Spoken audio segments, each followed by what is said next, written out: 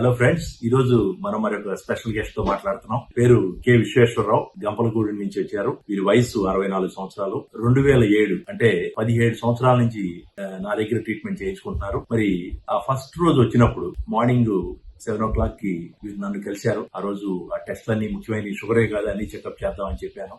చెప్పినాక వారి టెస్ట్లన్నీ చేయించుకోవడానికి సుముఖంగానే ఒప్పుకొని, డాక్టర్ గారు నన్ను త్వరగా చూసి పంపించండి, నేను మళ్ళీ గ్యాస్ డాక్టర్ గారి దగ్గరికి వెళ్ళాలి, నేను మా ఊర్లో ఒక 3 రోజుల నుంచి గ్యాస్ కి వైద్యం చేయించుకున్నాను, అయినా తగ్గలేదన్నారు. మరి అట్లాగేనండి అని చెప్పి రిపోర్ట్స్ అన్ని వచ్చినాక మళ్ళీ వారిని కలవడం జరిగింది. ఆ రిపోర్ట్స్ చూసినాక ఈసీజీలో బాగా తేడా ఉంది, గుండెపోటు వచ్చినట్టు సైలెంట్ గా నాకు అనిపించి నేను వారితో చెప్పాను, విశ్వేశ్వర గారు మీరు గ్యాస్ డాక్టర్ గారిని కాదు ఫస్ట్ గుండె డాక్టర్ గారిని కలవటం మంచిదని చెప్తే వారి ఆ మాట విని ఆ రోజు వెళ్లి ఇక్కడ ఉన్నటువంటి విజయవాడలో మంచి గుండె డాక్టర్ గారిని కలవటం, కలిసినాక ఏదైతే మనం ఇక్కడ చెప్పామో అది నిర్ధారణ అయింది. సైలెంట్ గా గుండెపోటు రావటం, హార్ట్ పంపింగ్ తగ్గటం, ఇవన్నీ కూడా ఎక్కువ చేసినప్పుడు ఎక్కువలో హార్ట్ పంపింగ్ 40% ఉన్నట్టు తేలింది.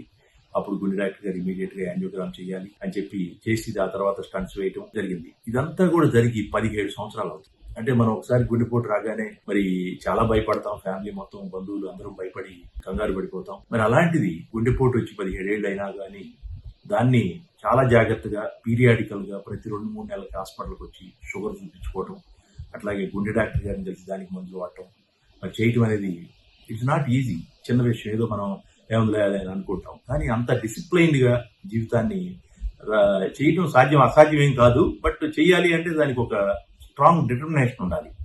మరి వీరు విశ్వేశ్వరరావు గారు మరి ఆ గంపలగూడానికి వారు ప్రెసిడెంట్ గా కూడా చేశారు.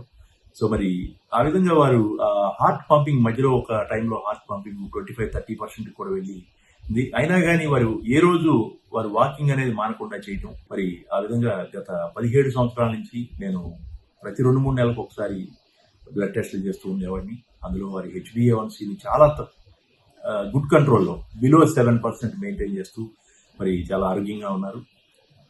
ఆ విషయం వారి మాటలో విన్నాం.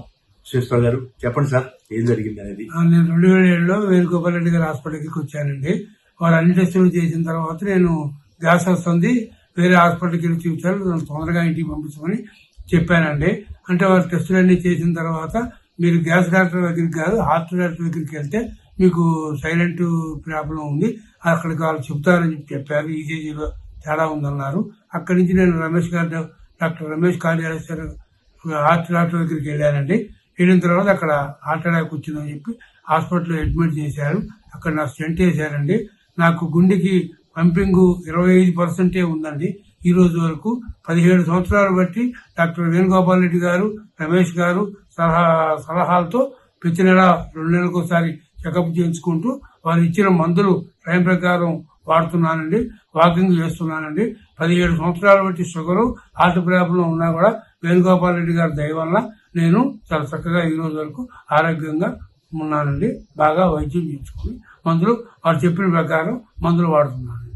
థ్యాంక్ యూ విశ్వేశ్వర గారు. మీకు షుగర్ 17 + 1 5 22 సంవత్సరాల నుంచి ఉంది. అవునండి. ఓకేనండి, రైట్. Thank you.